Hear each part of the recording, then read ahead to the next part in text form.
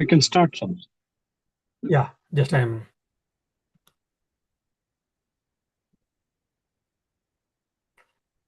Om Shri Gurubhyo Namaha Harihi Om Sahana Bhavatu Sahano Bhunaktu Sahaviryam Karavavahai Tejasvinavadhitamastu ma vidvishavahai. Om Shanti Shanti Shanti Harihi Om. Dear devotees, if you kindly remember the last class, I hope you have made some homework and you have come. And we were discussing the introduction to Katha Upanishad and what is Veda, how many parts are there in the Vedas, and in the Vedas, how there is a gradual development of human thought process, starting from intense activity to the intense pure speculation, all these things. And we were also discussing about the Shanti mantra Sahana Bhavatu. This is one of the unique Shanti mantra among the traditionally accepted 10 Shanti mantras, 10 peace chants. Why? In most of the chants, it is asked for good health or any other benefits. But here, interestingly, it is only asked for the studies. This peace chant is pertaining to the studies, and not only that, it is asked for the disciple himself and also for the sake of Guru. So, Sahan Om, Om here refers to the God, we all know that. Sahana Vavatu. Saha means both of us, Sahanau means, and not only that, Saha also represents here he. He means what? He means who here? He means God, Ishvara, or Sopadika Chaitanya. Ishvara means Brahma, Vishnu, Maheshwara, not that Ishvara. Ishvara means Saguna Chaitanya. So Lord, basically God with a caps G. Saha now avatu. May he protect us both. So here protect means what? Not with anything to do with the life problems. Oh, I have a problem in my office, so may I be protected. He may protect me. I've got some problem in the family. May he protect me. And I've got some health issues. May he protect from me. So nothing of that sort. Here protection is something to do with the studying. O Lord, you may protect me from the ignorance. May the ignorance be destroyed in me. You may protect us from wrong understanding. I started Vedanta. I started studying Vedanta, but I may land in understanding wrongly. Wrong perceptions, wrong understandings can happen. So may not land into the wrong understanding. Or I start Vedanta classes or Vedanta study. After some time, I may stop it because of distraction. So let there not be any wrong understanding. Let not be swayed over or carried over by any distractions or temptations. Let me pursue or continue my Vedantic study till experiencing the Brahman or till removing the ignorance. And not only for me, you may also protect Guru also. So he may also not get distracted from any unnecessary thing. Sahanau avatu. Saha now avatu. Then sahanau bhunaktu. Saha now bhunaktu. Saha means the Lord. Now both of us bhunaktu protect. Already one protection is over. Again, why is he asking for the protection here? The student or the shishya. So is it a repetition or is it told to give emphasis? Here protection is for the assimilation. Okay, I don't have distractions and I'm not understanding in wrong way. I am pursuing Vedantic study and I am trying to understand. I am able to understand, no doubt, but it is not enough. I should put them into practice. I've heard Vedanta. I know what is Vedanta, but I have to put into practice. It has to become the part and parcel of my life. I have to assimilate these Vedantic thoughts. I should have that cultivated mind. I should have that bent of mind. I should have that personality. For that, there can be obstacles. There can be concerns. So, oh Lord, may you protect both of us so that we shall put the Vedantic teachings into practice. Or whatever we are learning scripture from scriptures, may the scriptural knowledge may be put into practice. May we be able to assimilate the scriptural knowledge. Okay, then Sahaviryam Karavavahai. Let us put our Saha again. You may protect. Viryam Karavavahai means may we, both of us, put forth our efforts. Efforts in what? Together. Means in studying, in assimilating, and experiencing the Brahman, experiencing the God. Why? Effort is very much required. Because moksha is not decided by Bhagavan. According to the Bhakti Shastras, it is. But in the Vedanta, it is decided by me. Because I should desire for it and I should make an attempt. I should struggle for it. Provided assisted by God. So, Ishvara Anugraha or Guru Krupa is required, no doubt. But Atma Krupa or Mano Krupa is very essential. I should be ready for it. I should prepare. I should try. Then God help will come into rescue, or it will be energy booster. Why? Because the moksha is also one among the purusharthas. So, purushena arthyate iti purushartha, that which is desired by a human being. So, there are four in number: dharma, artha, kama, and moksha.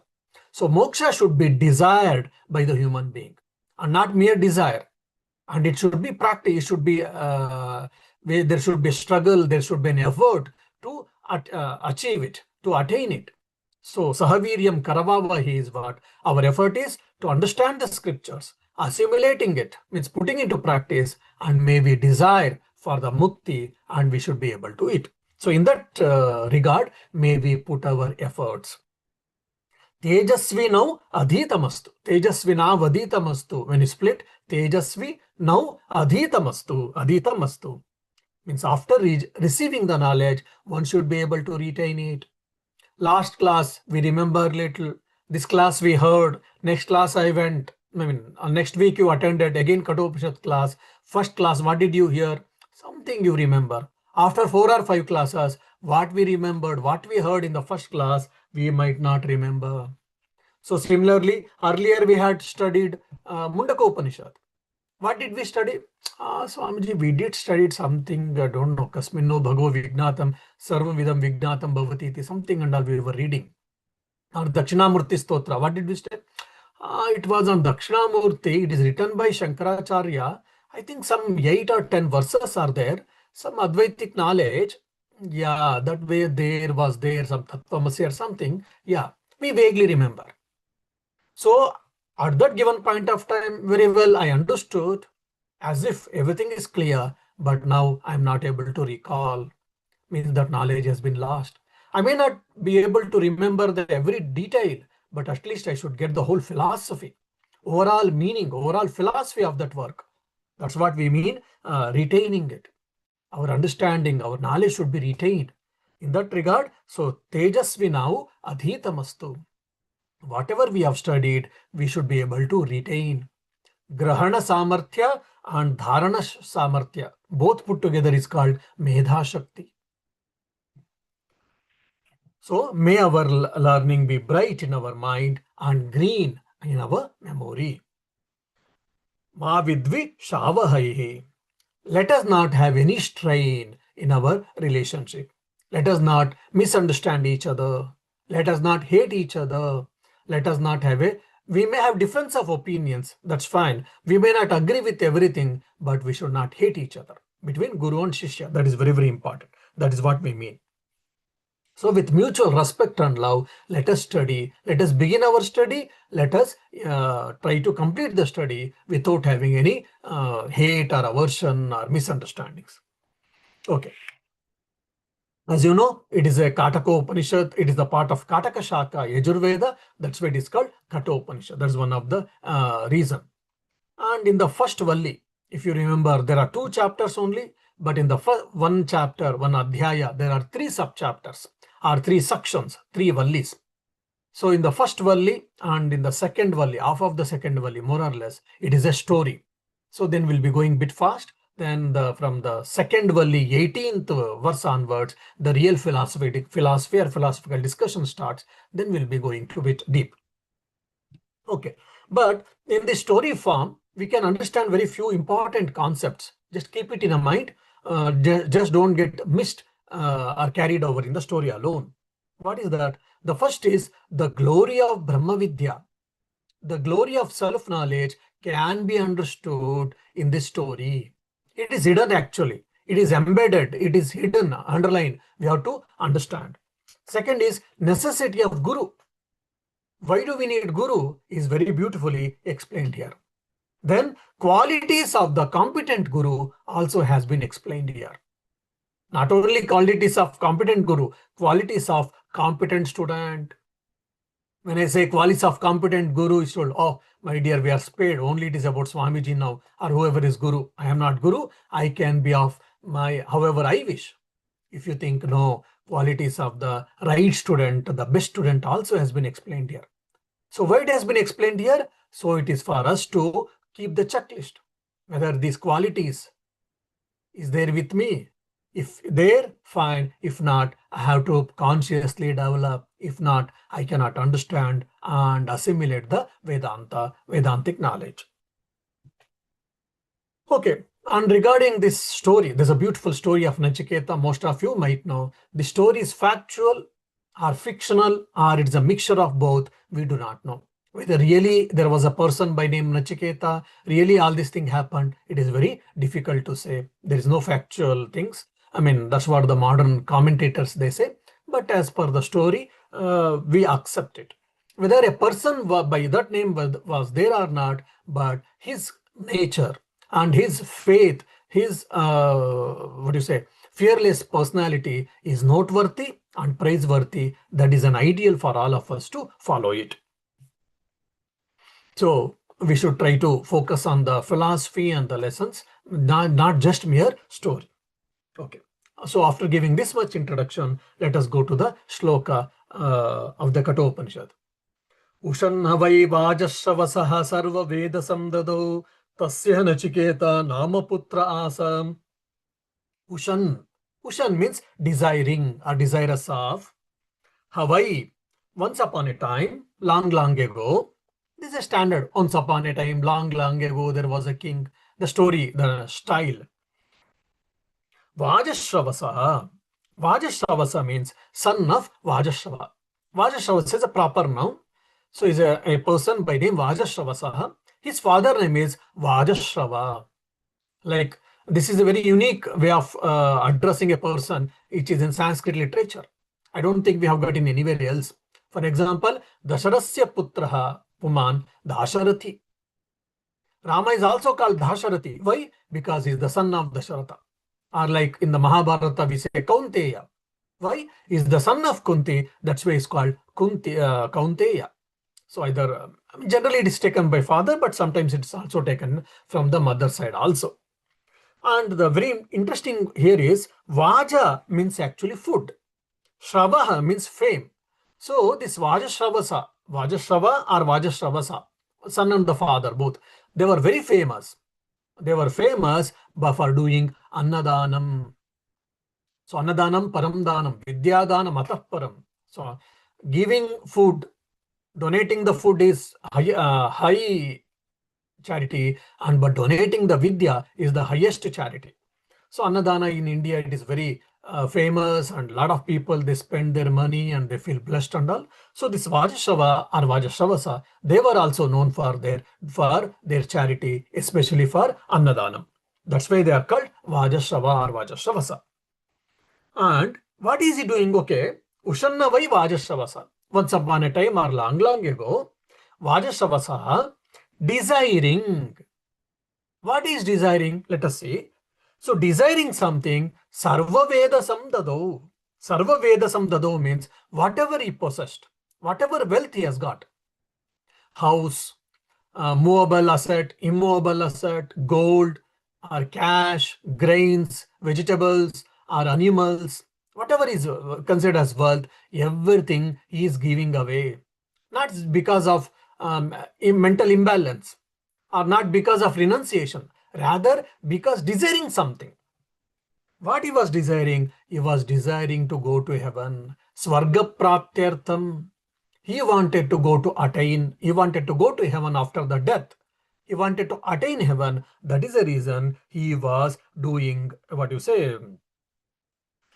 He was giving away all his wealth. So he, basically here it is understood that he was doing a Vishvajit Yagna. So there is a sacrifice by name called Vishvajit. It is like a type of a Soma Yaga only. So there he has to do Yaga. He has to do a lot of, he has to follow the rituals and all. After that, the rule of that Vishvajit sacrifice or Yagna is whatever you possess, everything you should give away. That is the rule there. And if you give, then you will get heaven. Now, oh, if I give away everything, then how can I live? Then after that, I am getting heaven. Is it worth or not? Is it really worth or not? That is left to individual. But anyhow, he was doing the Vishvajit sacrifice, desiring the heaven. So yagna means it is not just a build, what you say, constructing a Vedi or a altar and lighting the fire and offering some sacrifices, offering some ghee or some products or objects. It is not alone that. Yagna means actually to give away, to give up, to sacrifice. And yagna has got a lot of important and very broad meaning. Yagna is what? To give, to help people. So it enables a person to be a contributor personality in the society. I am working, I am earning money, no doubt, but it should not be meant for me alone. In a society, I should be a contributor personality. I shall take care of me. I am not depending on others, unlike like a parasite.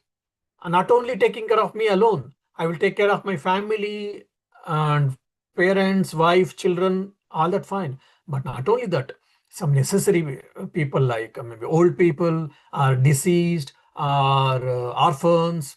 Basically, the people who are in need, who are in dire necessity, if not all, whatever is possible, I should be able to take care of them. So that contributory personality to develop, this yagna concept was there. But unfortunately, nowadays, yagna means just doing some, what do you say, homa, havana has become. That's the reason the 5 types of yagnas was given as a nitya karma for the grihastha. All married people are not grihasthas. All unmarried or bachelors are not brahmachari or brahmacharinis. There are a lot of do's and don'ts, rules and regulations. For a grihastha, all married persons are not grihasthas. If one has to be grihastha, according to the Vedas, he has to perform panchagni. One is 5 types of sacrifices in the olden days they used to keep. More than that, he had to perform 5 types daily rituals, daily acts. What is that? One is Deva Yagna. Deva Yagna means worship. Either you have got some tradition, tutelary deity or whatever, some sort of worship, paying respects to the Lord, God, or prayer, Sandhya Vandana, Japa, Upasana, whatever, Shiva Puja, Narayana Puja, whatever you say. So that in whichever family we have been born, whichever the traditions we have got, we have to follow that. Then Pitru Yagna, paying our respects to our forefathers, showing respect, and not only that, following their instructions or teachings, and Shraddha Tarpana, the rites for the deceased people. This is called Pitru Yagna. The third is Brahma Yagna. Brahma Yagna is what? Studying our scriptures. I being a Hindu, I should study our scripture. I should know something about Veda, Upanishad, Bhagavata or Gita, something. Now you are attending the class. This comes under Brahma Yagna. You are doing the Brahma Yagna. Means you are trying to study the Upanishads. And recitation, Gita, you are recitation Gita or Vishnu Sahasranama or whatever, that all comes under Brahma Yagna. Then the fourth is Bhuta Yagna. Oh, nowadays I see people, they are so much obsessed with the cats and the dogs. That all comes under Bhuta Yagna. Means feeding the creatures. In the villages in the earlier days, the old people used to go and take some sugar or maybe semolin, that is a rava, and all they used to feed for the ants, or they used to feed food for the cows, cattle, dogs, and whatnot. That was all because it was not just mere tradition, mere belief or a blind belief. That was all part of Bhuta Yajna. So taking care of environment, taking care of animals, birds, creatures, all this comes under Bhuta Yajna. Then the fifth one is Manushya Yajna. Feeding, Atiti Devo Bhava, feeding the guests, charity, doing some Annadhanam, feeding people, etc. Hospitality, service to people, old age maybe, or deceased, or whomever so. All this comes under Manushya Yajna. So these are the 5 obligatory duties. Nitya Karma. Nitya Karma means there is no option for us. We have to do. All the Grihasthas has to perform all these 5 rituals every day. And what about this Vishwajit sacrifice which Vajashavasa was doing? That is Kamya Karma. Because he was desiring for heaven, that's why he has taken up that work. Otherwise, it is not that everyone has to take up the thing. So some are Nitya Karma, some are Naimittika, some are Prayashchitta. Naimittika means Nimitta, because for some reason we are doing for like Satyanarayana Puja. It is a Nimitta, Naimittika Karma. Prayashchitta Karma. I have done some blunder, sin or a mistake, then as a repentance I am doing a karma. That is called Prayashchitta Karma. Okay. So Tasya Nachiketa Nama Putrasa. Tasya of him, Tasya Nachiketa Nama Putra Asa. There was a son, Nachiketa Nama, by name Nachiketa. So for Vajashavasa, he desiring the heaven, he is performing the Vishwajit sacrifice. And while performing that, as a part of it, he is giving away all the his possessions, his wealth. And for him, there was a son by name Nachiketa. So there is a stage has been set now. So I think very well you can imagine. So it is completely a Vedic environment has been given. So there is a person who is interested in Vedas, Vedic way of life, is doing all yaga yagnas, and he has got a son by name Nachiketa. I think very well you can imagine. Tagam Hakumaragam Santam Dakshinasu Niyamanasu Shraddha Avivesha Soamanyata. Tam Hakumaram. Tam into him means who? Into Nachiketa. Tam Kumaram Santam. So he is not very grown up. He is not a middle-aged or a prime youth, or no, not even he was adolescent. He was just a boy. Maybe 8 or 9, 10 years at the most, between 8 and 10 years age, or little less even probably. Still not adolescent. Kumaram Santam Dakshinasu Niyamanasu. When the gifts were being taken by the people, which was presented by his father, Dakshinasu Niyamanasu, Shraddha Avivesha. By seeing that gifts, which was given by his father, and the people were receiving the gifts and they were carrying them. When they were carrying them, Nachiketa saw, and when Nachiketa saw that, what happened to him? Was he happy? Unhappy? Oh, my father is giving away everything. What will happen to me then? Is he thinking that? No. Shraddha Vivesha. Shraddha entered. Swamanyata. So he thought. So this is what Shraddha Vivesha. Shraddha, there is no actual translation in the English. Shraddha itself, Shraddha. So Shraddha means actually having a faith in oneself. Shraddha, having faith in a God, it becomes bhakti. Faith in oneself becomes self-confidence. So this Shraddha Vivesha means self-confidence entered. So Nachiketa, what type of person is? He is a person with a full of self-confidence. He doesn't doubt himself. He doesn't think he's a weak. Rather, is full of confidence. So this is one of the characteristic of a ideal student. When you get a self-confidence, what happens? You are ready to take up the risk. You are ready to take up the responsibilities. You are ready to take up the work, and not only taking, you will complete it. Means you will be responsible. So Shraddha, faith means what? It is a responsibility. Are you responsible for your actions? Are you responsible for your conduct? Are you responsible for your desires or a goal or aim? I do whatever I want, and afterwards I say, people should not criticize me. People should accept me. I do whatever I want, then my parents should not ask me. That's what the children think. Similarly, the parents behave as they wish, and afterwards they expect children should not ask anything. They should accept as we are. No, not that. So a person who has got a Shraddha means he will be responsible for his personality, for his actions, for his thoughts, for his desires. So it is Shraddha means it is not just mere faith or belief, rather it is put into practice. Means he will be responsible for all of his decisions, for his actions, for his nature, for his desires, for his goals, for his behavior, everything. That is what the Shraddha is. Also responsible for his time. Simply wasting time and afterwards saying that, oh, I didn't had a time in my life, or I didn't had a time, so I couldn't do it. No, he cannot say that. He will not say that. So that's why Shraddha is a very important word. Swami Vivekananda used to quote Nachiketa and always used to tell we should develop the nature like Nachiketa. Why? Because he was with full of Shraddha. Means he was full of confidence, means he was full of responsible. He was a responsible student. Okay.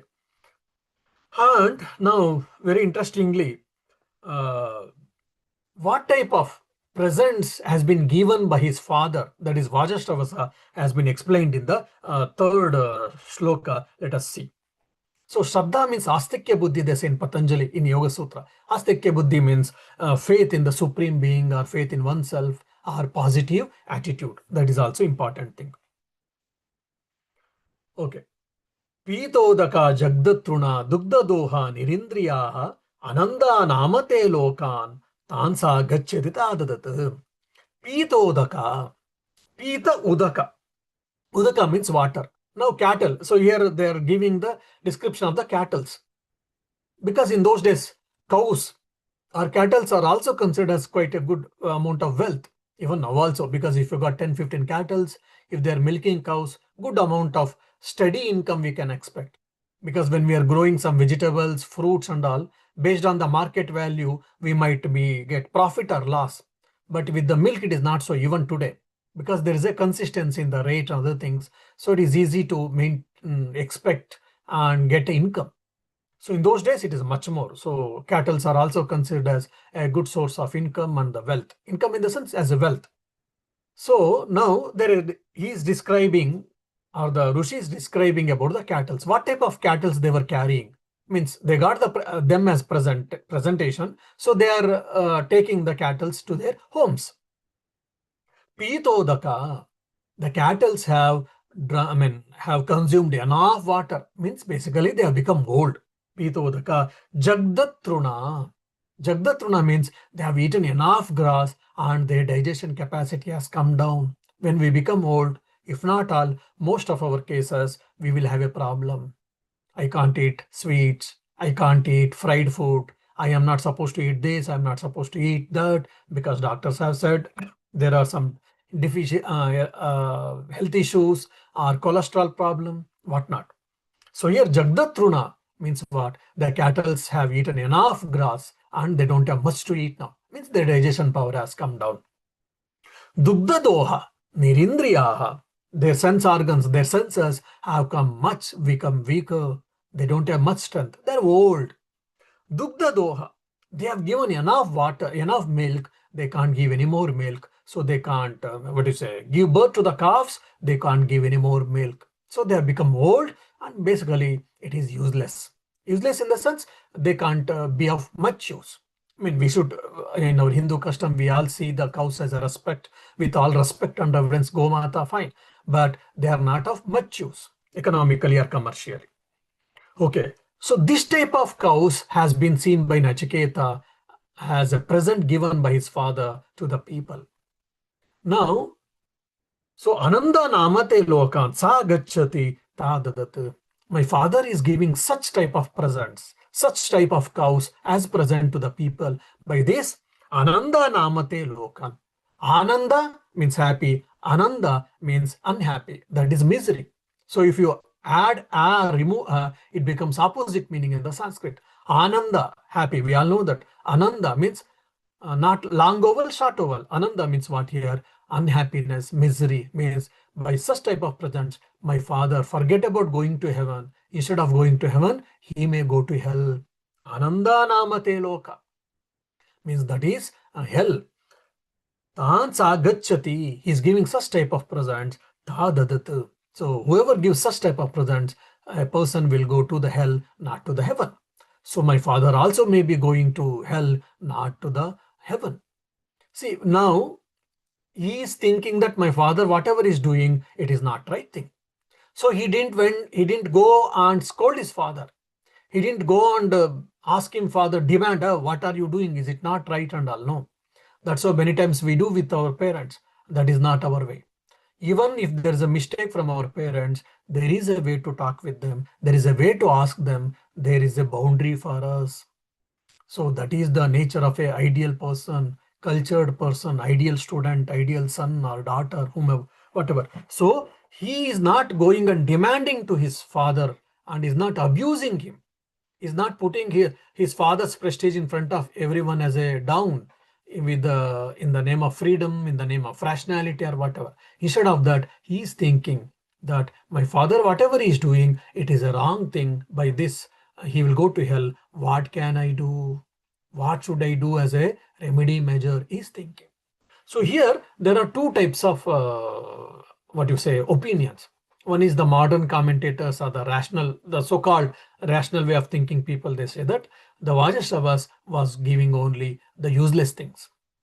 But the traditional commentators say that he gave away all the good things and whatever is left out now, he was giving that. By seeing when his son saw that all the useless things when he was giving, so he only thought about by this my father may attain hell instead of heaven. So that's all we should think. It is not that Vajasravas gave only useless things and he kept all the useful things for himself. Like that, Vajasravas didn't do. This is what the traditional commentators accept. Now, I will allow you to decide or think whichever way you want. So, hovacha pitaram tata kasmai mam dasyasiti dvitiyam trutiyam tagam hovacha mrittyuvetva dadami iti. Sa hovacha sa ha uvacha. He said to his father, he asked to his father actually, Pitaram, O father, O my dear father, tata kasmai mam dasyasiti. O father, for whom are you going to give me? Because I, being a son, I am a wealth of you. I am also a wealth. So son is also a wealth to the father, to the parent, father or mother also. So since you are supposed to give away all the possessions, all the wealth, even you are supposed to give me. So imagine just 8 to 10 years child or a boy is going and thinking all these things and is going and asking his father, oh my dear father, for whom you are going to give away to me. This happens sometimes, but when we get worried, when we get angry, when we get morose because my father scolds, mother scolds, then I said, I think I'm not your son, I'm not your daughter, that's why you're doing. From where did you get? From which market did you buy? Or from where did you get? For which place? For who are my real parents? We all ask in a negative way, but here he's asking in a positive way, because I am also belong to you. I am also your possession or a wealth for whom you are going to give. First time he asked, here it is not mentioned, but we have to understand in between lines. When Nachiketa asked first time, Vajasrava said, get away, go away. Apasara means go away, get away from my sight. Means I am not going to give you to anyone else. Get away. Dvitiyam trutiyam tagum hovacha. So second time Nachiketa asked, but Vajasrava was kept quiet. Tritiyam, again third time he asked, for whom are you going to give me? Tell me please, tell me please. He's pestering, Nachiketa is pestering. Tagum hovacha. When he said, Mrittyuvetva dadami iti. Then his father got angry, his father was annoyed, then he said, Mrittyuvetva dadami iti. I am going to give you, or I shall give you to the Lord of Death. Oh, when children make some nonsense and all, when the parents get annoyed or angry, they say, go to hell, like that. So in that way, he said, oh, Nachiketa, I am giving you, or I have given you to the Lord of Death. That is called Yama. Mrittyuvetva dadami iti. So basically, in the way of telling, go to hell or just get away from that. So with the angry, he told. So this is the story now. Now, there's a beautiful thought process in the Nachiketa's mind. Bahunamemi pratamo, bahunamemi madhyama, kim sviddamasya kartavyam, yanmayadya karishati. No, bahunam imi. Imi means I go, bahunam, among many. So now he's a student, so he's thinking among many students. So among many means what here? Among the students, among say 100 students, 20 students, or 1,000 students. Pratamaha, I am the first, means I am the best student. Why? Because I read well, I behave well, whatever the rules and regulations are there, I am following well. And it is not just because of ego, because of boosting I'm telling. That's how even my friends and our teachers have said. So that's where you are saying, say, here you see, you can recognize here, he is with will of confidence. Bahuname me pratamaha. Among many, I am the first. So he has got such a confidence in himself. It is not of ego, it is because of confidence. Bahunamemi madhyamaha. If not first, I am second. If not first, I am second. In few aspects, I may not be first, but I am second. Not lesser than this, not even third, fourth, fifth. Kim svidyamasya kartavyam yanmayadya kachati. Kim svidyam asya kartavyam. Okay, my father said, I have given you to the Lord of Death, the Yama. In Yamaloka, I have heard that with the Yama, there will be a lot of people, lot of attendants. Since there are already a lot of attendants are there who are helping, who are assisting for Lord Yama, I being a best student, if not the first, second student, second best, what I can do to the Yama? How can I be of help to the Yama? This is what is question, you see. So he's not crying, oh, how my father can be merciless. He has given me to the death. No. Instead of that, he's thinking, I am first among the many. If not, I am second among the many. Then how can I serve the Lord of Yama? Because now Yama is my master. Because my father has given me as a donation, as a gift to the Yama. Now, how can I be of some service to the Yama? Because Yama has got a lot of attendants, a lot of people in and around him for his help. So how can I be of service? What can I be of service? He's thinking. So this is what a greater contributor personality, a man of confidence thinks. So it's no negative attitude, no pessimistic attitude at all. It's full of confidence, with full of positivity. Kim svadhyamasya kartavyam. So what will be my duty? How can I be of some help to Yama? How can I be of some service to Yama? Yanmayadya karishyati. What purpose can be there to that my father will get achieved that through me? So now very well you can and also there is a one more meaning is my father, what does he going to get by giving me to the Lord of Death?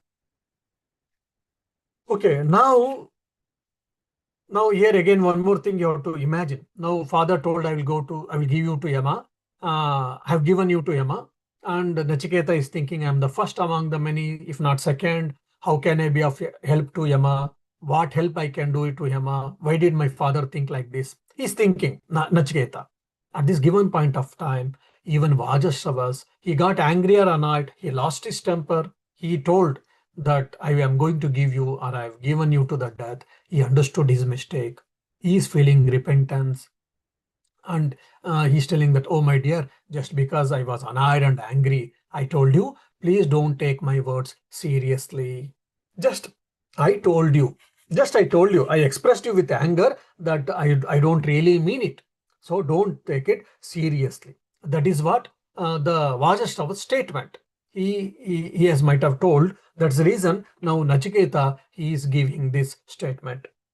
अनुपश्य यथा पूर्वे प्रतिपश्य तथा परे सत्यमेव मर्त्यः पच्यते सस्यमेव जायते पुनः. Oh my dear father, don't tell this. Oh, because of my angry and because of my annoyment, I told you, I don't really mean it. It was just, what do you say? It came out, it doesn't, I don't really mean, you need not to go to Yamaloka. You need not to go to Lord of Death. Don't say that, you can't say that. Why? Anupashya yatha purve. Anupashya means you see how our forefathers have behaved.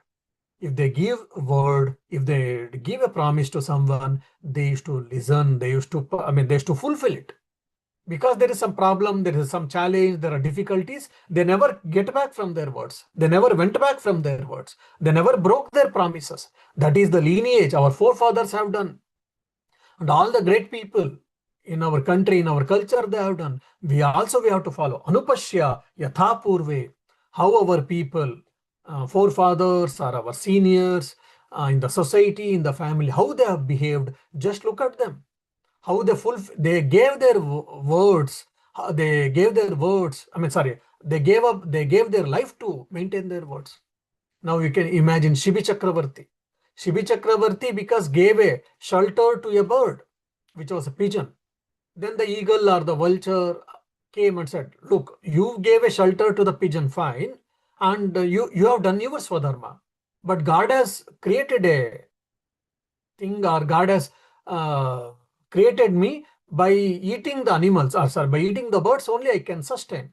Now you have taken away my food. Now how can I live now? How can I survive? Can you tell me now? Then Shibi said, all right, yes, it is right. Now I will help you. How?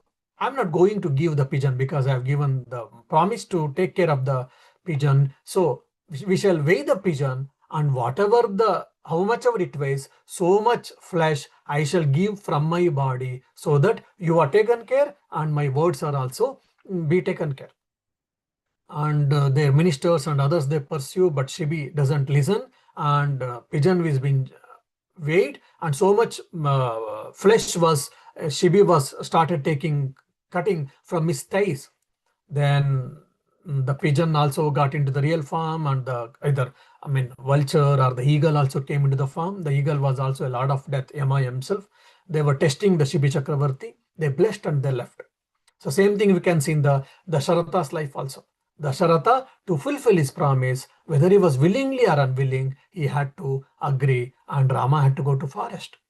So all the great people, they have sacrificed their lives to maintain the promise, to follow their words. So you also belong to such lineage, from such country, such culture, you can't take away your words back, my dear father.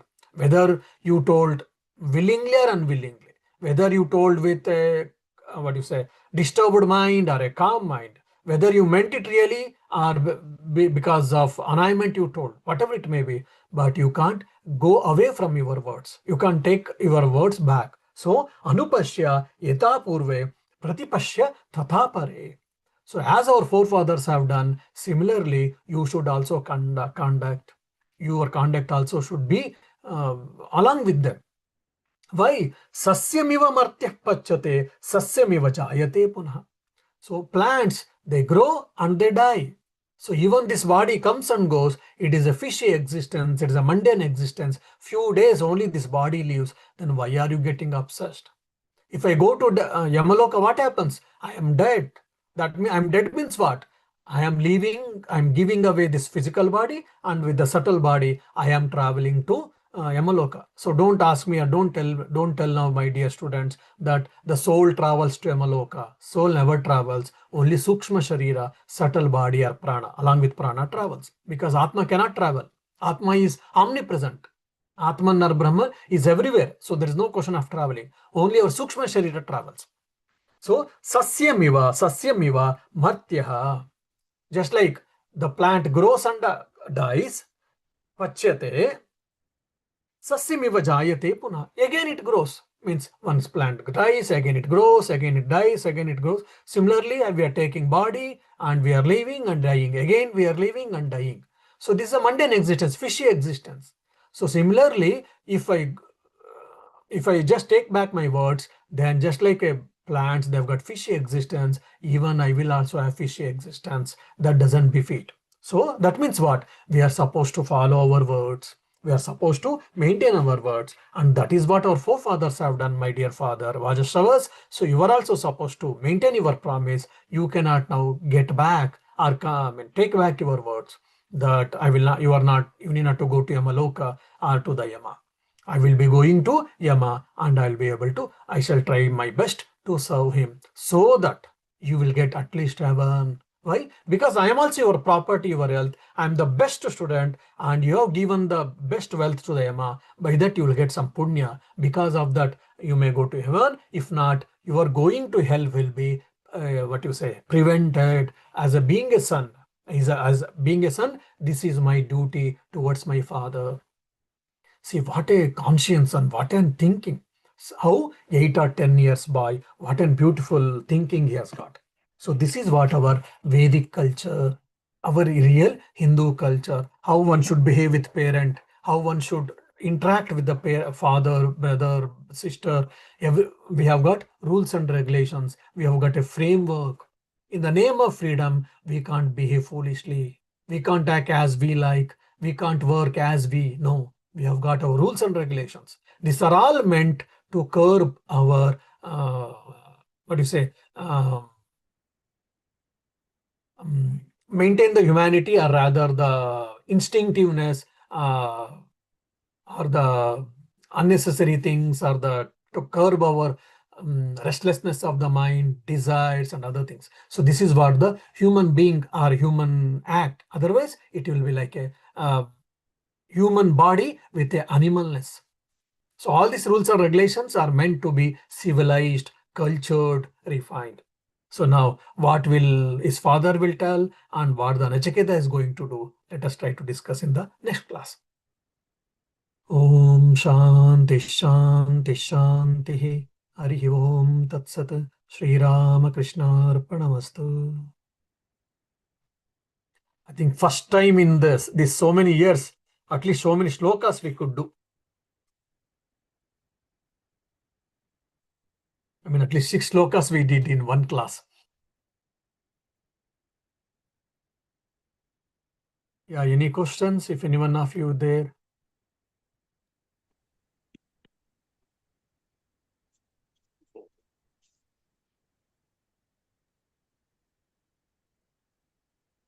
आणि new meeting कर रहे हैं ना?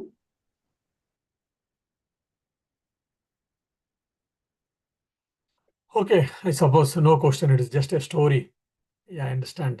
But a very quite inspiring story of Nachiketa. I always feel great about it. We should also try to imbibe the values what he has showed for us. Yeah, thank you. Thank you, Maharaj. Jai Ram Krishna. Thank you, Swamiji. Jai Ram Krishna. Thank you, Maharaj. Jai Ram Krishna. Thank you.